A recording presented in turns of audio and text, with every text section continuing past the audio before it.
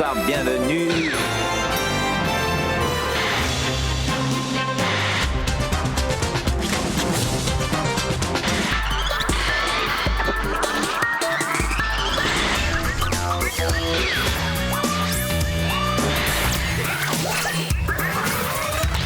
Aujourd'hui, c'est Monseigneur Sylvestre, chargé des relations publiques de l'Église catholique, qui nous accompagnera tout au long de ce journal. Avec lui, nous reviendrons sur la condamnation de Monseigneur Piquant. 3 mois avec sursis pour ne pas avoir dénoncé un abbé pédophile. Oui, c'est terrible. Si les évêques sont touchés aussi. C'est vrai. Bien sûr, déjà que tous les curés sont en tôle, si les évêques y vont aussi, qui c'est qui va dire la messe, hein? Le pape? On va y revenir. Sans transition, société, bouleversement des valeurs, perte des repères traditionnels, les religions cherchent leur marque, regardez.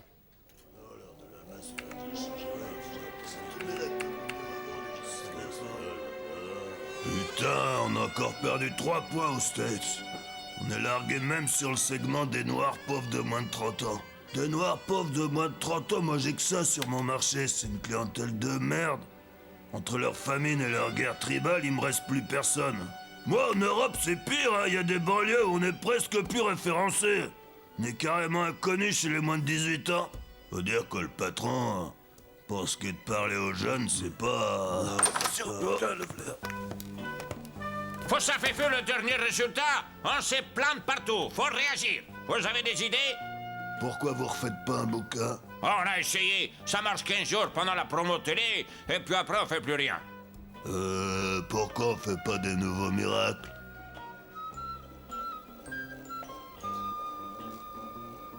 Non, je déconne, là. Bon, ça suffit, les âneries. Je vous présente votre nouveau chef des ventes. Viens, Abdoul. Abdoul vient de la concurrence. C'est lui qui a fait péter les objectifs de l'islam. Dis-leur ce qu'il faut faire, Abdoul. Bonjour. Bon alors les gars, 2 axes. Radicalisation, médiatisation. Radicaliser le discours et faire des coups. Pas hésiter à être violent pour faire parler de nous. Premier objectif, les commandos anti-IVG. On soutient, on organise. Des questions? Les 10 commandements, tu aimeras ton prochain, tu tueras point, tout ça. Non. Non, je déconne, là.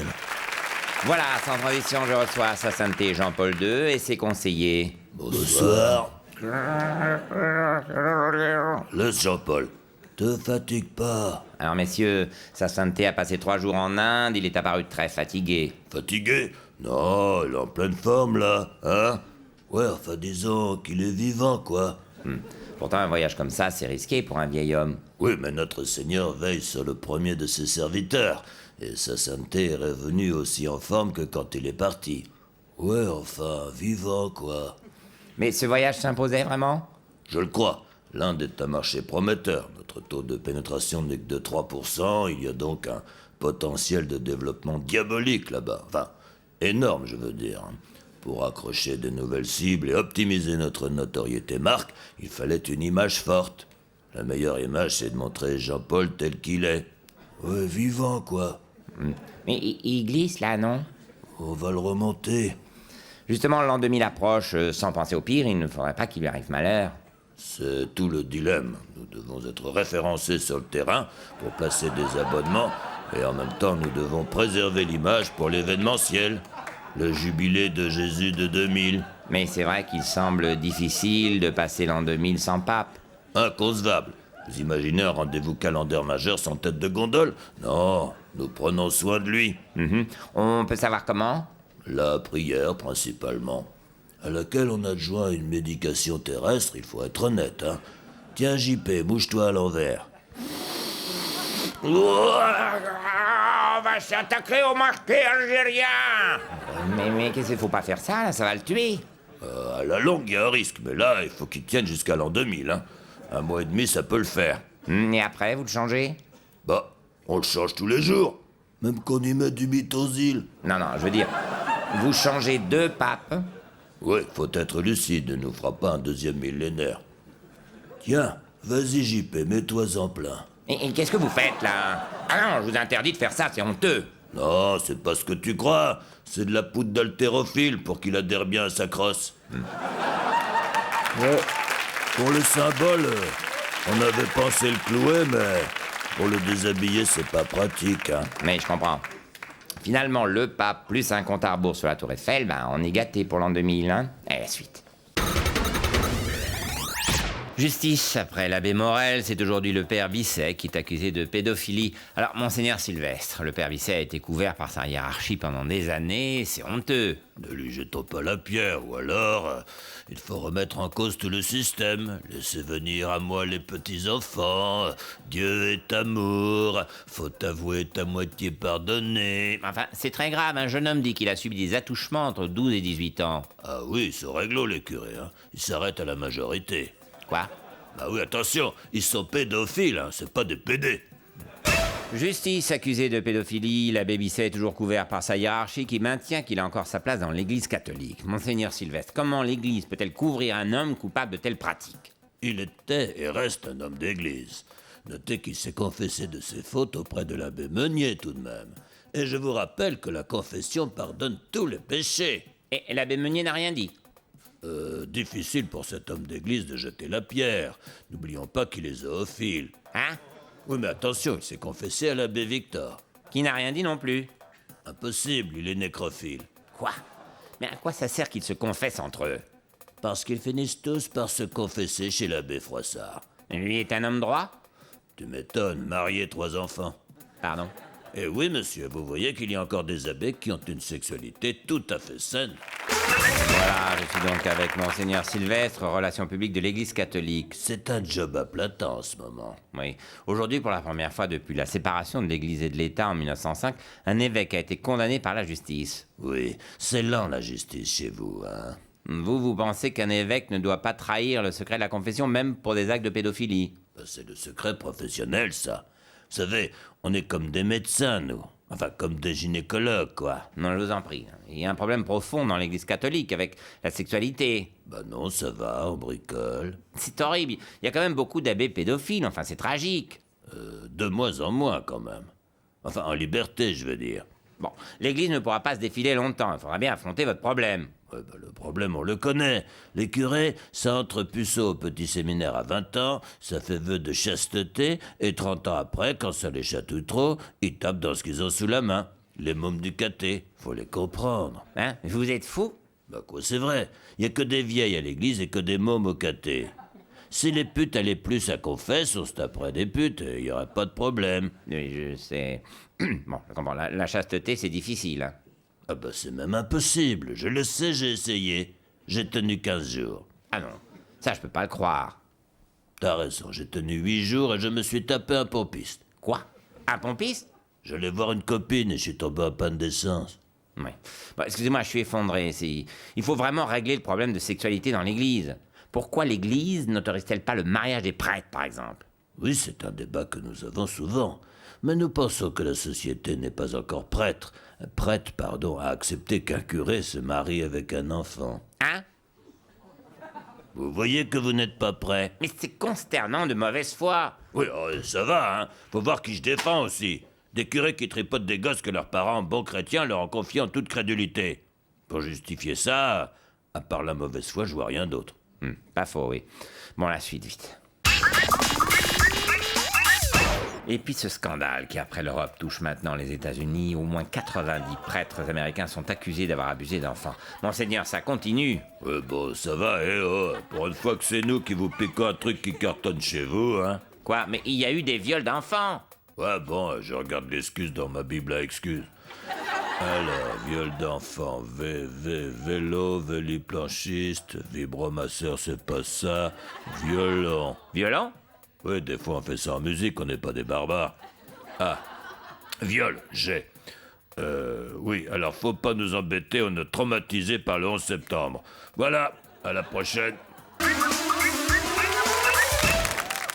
Voilà, je suis donc avec sa sainteté le pape Jean-Paul qui va... Comment va-t-il déjà? Bien.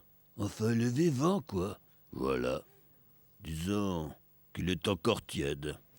Néanmoins, sa sainteté est plus proche de la fin de son pontificat que de son début. Qu'est-ce qui vous fait dire ça? Nul ne peut en juger. Attention, il glisse.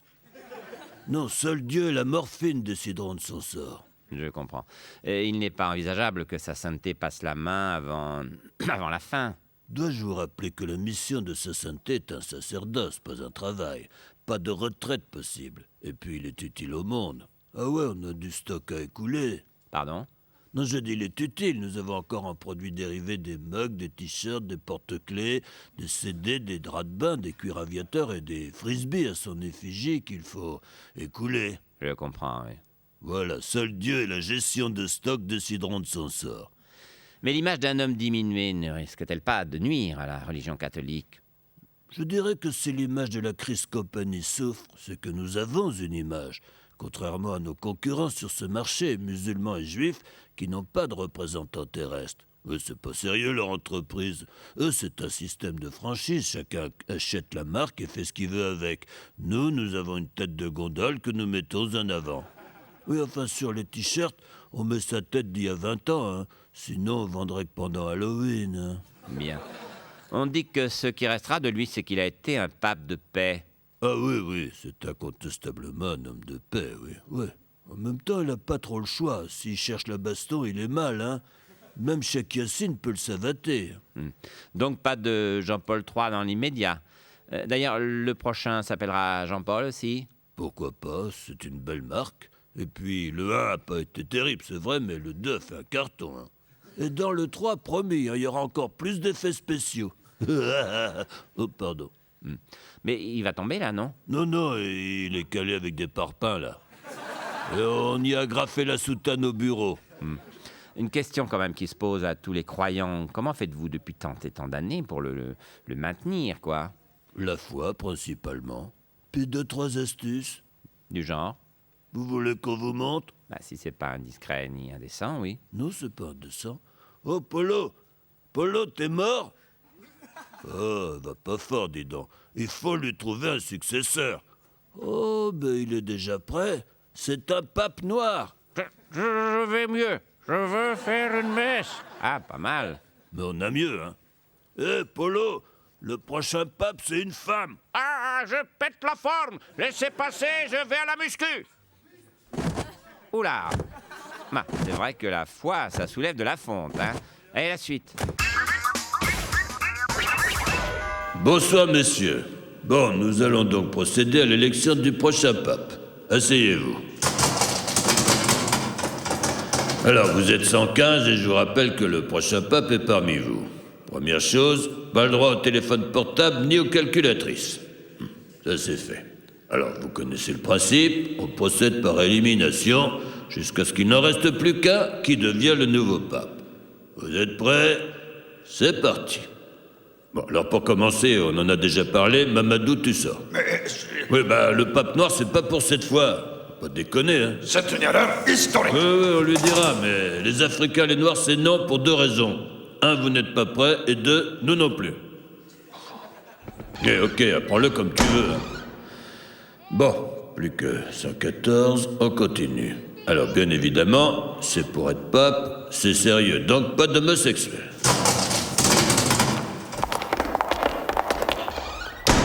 Très bien, on y voit plus clair, vous n'êtes plus que 80. Quand je disais pas d'homosexuel, je voulais parler de sexualité au sens large, hein, donc pas de pédophile non plus. Voilà. Quoi? Oui, Roberto, tu peux garder ta chorale si tu veux, mais pape, c'est pas possible. Tu comprends quand même ça, hein? Bon, vous n'êtes plus que 11. Alors, attends, pas de femme non plus, hein? Oui, désolé, Bernadette, mais là... Bien, les 10 derniers, donc. Alors, qu'est-ce que j'ai d'autre? Ah bah oui, pas de juifs, pas de musulmans. Bah oui, Mouloud, fais pas cette tête-là. Hein? Quoi, tu manges du porc et t'aimes bien les lardons? Bah tant mieux, mais ça suffit pas. Le pape doit être chrétien et toi t'es musulman. Non, même en te rasant la moustache, tu fais musulman, Mouloud. Voilà, merci. Bon, on avance, plus que 8. Ah oui, autre formalité, faut pas avoir le vertige, hein. Le balcon est au 4e, faut faire des discours toutes les semaines. Faut savoir parler l'anglais et avoir lu la Bible au moins une fois. Oh vous n'êtes plus que 2. Approchez. Bien, donc, la grande finale pour être pape. Pour vous départager, petite question subsidiaire. Est-ce que vous croyez en Dieu? Très bien. Bravo, Martini, t'es pape. Merci, c'est gentil. Je vous préviens tout de suite, je suis croyant, mais je ne suis pas pratiquant. Bon, allez, on rappelle tout le monde. Alors, 5e tour de vote, on dépouille. Ratzinger. Testamanzi. Zidane. Zidane, oui, bon, les cardinaux français, c'est pas malin, hein. Bon, bah, vous avez gagné, vous êtes interdit de vote au prochain tour. Allez, dehors. Bon, alors... Une pizza 4 fromages, putain. Qui c'est qui a mis ça? Merde, il y a un milliard de mecs qui attendent dehors, là. Vous avez quel âge, les mecs? Merde. Bon, bah, puisque ça te fait marrer, Joseph, c'est toi qui es pape. Ça t'apprendra à blaguer sur les pizzas.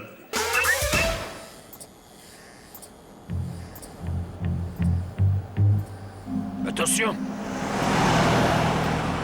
Allez, on y va. Merde. Putain, qu'est-ce que tu fous? J'ai ma robe qui s'est pris dans la glissière. Bon, allez, on fonce.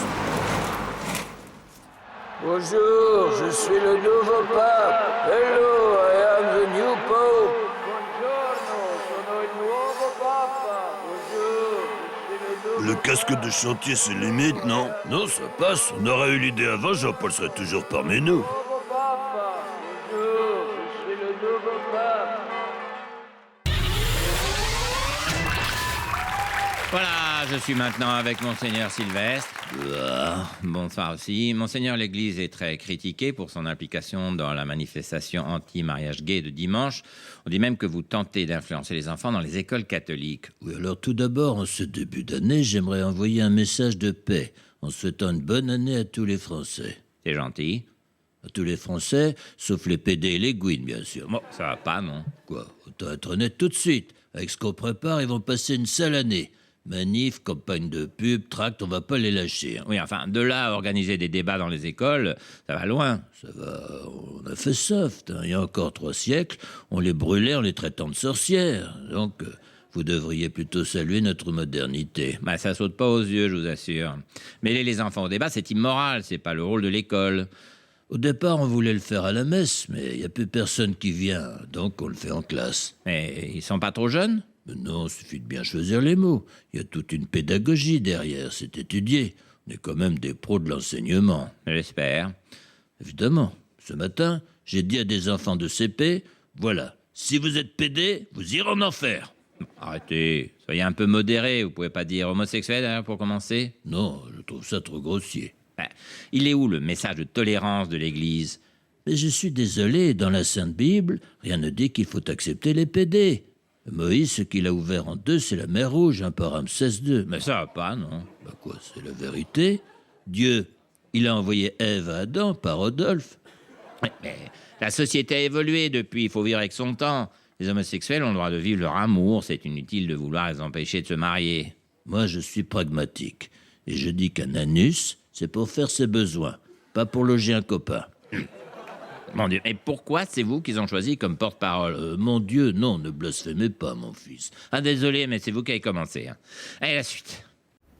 Mes bien chers frères, une fois de plus, nous voici réunis pour prier dans le Saint des Saints, dans la maison de notre Dieu. Gloire à toi. Et pour le remercier de croître et de multiplier chaque jour pour notre bonheur, j'aimerais vous lire un passage de notre évangile bien-aimé, le Wall Street Journal. Gloire à toi. Heureux ceux qui ont investi sur le marché interbancaire. Ils ont été récompensés par une plus-value à 2 chiffres. Gloire à toi. Mon Dieu, arrêtez! Mais qu'est-ce que vous faites, malheureux? On prie, quoi. Mais l'argent, c'est Satan. Blasphème! Pardonne-lui, maître, il ne sait pas ce qu'il dit. Mais c'est lui, votre maître. C'est Jésus. Qu'est-ce ça? Putain, les mecs, on a élu un hérétique. Faites des rétros, Satanas. Mais cet argent, il faut le donner aux pauvres. C'est ça que veut notre Seigneur. Et toi, où on met les bûchers en route? Mais en vérité, je vous le dis, l'Église doit être pauvre. Silence, mécréant. Tu profanes les écritures sacrées. Mais les voilà, les Écritures sacrées. Le Nouveau Testament? Qu'est-ce que c'est que cette connerie? Relax, mes frères. Le vrai testament, on le connaît depuis des siècles. L'Église est blindée et c'est nous les héritiers. Parole d'évangile.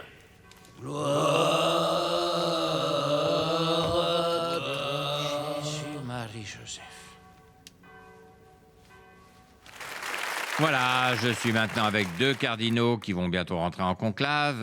Messeigneurs, est-ce que vous pouvez nous expliquer comment va se dérouler l'élection du nouveau pape? Oh, bah, cette fois, ça va aller vite. Ouais, là, en 10 minutes, c'est réglé. À ce point-là? Et vous allez faire comment? Oh, bah, c'est très simple. On peut même vous le faire en direct, si vous voulez. Hein? Mais c'est quoi, ça? C'est un qui est-ce? Hein? Ben, c'est avec ça qu'on élit le pape. On a le trombinoscope des 115 cardinaux et on élimine jusqu'à ce qu'il en reste plus qu'un. C'est dingue, ça. Donc là, on va savoir. Oui, oui. Allez, Bob, c'est parti. Première question. Est-ce que le prochain pape a des lunettes? Non. Faut pas un vieux, donc non. Ok. J'enlève lui et lui. Est-ce qu'il peut être gay? Ah non, surtout pas. Aïe. Donc c'est pas lui lui non plus, non plus. Ah la vache, on vient d'en perdre 30 là. Bon. Est-ce qu'il peut être pédophile? Non plus. Ok, ben ça élimine quasiment le reste. Hein. On approche, là? Ah oui, pas pédé, pas pédophile, c'est un carnage. Là, il reste quasiment personne. Dernière question. Est-ce que le pape doit croire en Dieu? Oui. Bon, bah, ça enlève lui et lui. Et mince, il en reste encore 2. Ah bah, on va pas savoir, alors. On fait comment dans ces cas-là? Bah, je posais une question subsidiaire. Est-ce que le pape peut porter un soutien-gorge? Non. Ça y est, on a un gagnant. Angelo Scola, l'archevêque de Milan et le nouveau pape. Et c'est fini, là? Ouais. Mais pourquoi ça dure si longtemps, un conclave? Ah bah parce qu'il faut qu'il dise adieu à sa femme et ses enfants. Et ça, c'est des moments qui durent toujours un peu. Oui, c'est jamais facile de briser une famille. En tout cas, c'est mieux organisé qu'une élection à l'UMP. Hein. Et la suite? Religion maintenant, un synode sur la famille se tient actuellement au Vatican et les premières mesures envisagées sont révolutionnaires. Monseigneur Sylvestre, on dit que l'Église pourrait tendre la main aux homosexuels. C'est une avancée incroyable. Ben non, c'est du bon sens. Comment ça? Ben c'est la seule façon de ramener le clergé dans les églises. Le clergé? Vous voulez dire les fidèles? Non, le clergé. En acceptant l'homosexualité, François ouvre la porte de l'église aux prêtres, cardinaux et évêques. Enfin, ils sont quand même pas tous pédés. Tu veux que je te rappelle les affaires des sonaguets au Vatican, les soirées avec les gardes suisses, l'Irlande... Non, mais ça va, on a compris. Hein. Voilà. Pour résumer, à part François qui est hétéro, ça concerne tout le monde, cette histoire. Ce synode sur la famille aborde donc l'homosexualité, mais aussi la situation des divorcés. Une fois qu'on a accepté les PD, on peut bien tolérer les divorcés. Dis donc, Polo, t'enlèves ta burqa tout de suite, hein, on est en France ici. C'est pas une burqa, c'est une aube. Ouais, sûrement, ouais. Une robe et un tissu sur la tête, pour moi, c'est une burqa, point barre. Attends que j'alerte mes tweetos. Mais c'est qui cette conne? Robocon. Nouveau scandale dans l'église avec ce prêtre du diocèse de Lyon accusé d'attouchement sur un jeune homme de 16 ans. Non, on arrête les bêtises maintenant. Hein. Là, on n'est pas dans le coup, ça vient pas de chez nous. Hein. C'est impossible. Monsieur Sylvestre, comment pouvez-vous être aussi affirmatif? Attendez, un ch'ti de 16 ans, pour nous, c'est beaucoup trop vieux. Ça commence à avoir du poil au kiki, et puis la voix qui mue. Ça crie fort quand on le coince dans le confessionnal. Ah non, là, on plaide non coupable. Hein. On peut quand même pas accueillir toute la misère sexuelle du monde non plus, hein. Voilà, maintenant, vous pouvez éteindre la télévision et reprendre une activité normale. Allez, ciao, bonsoir.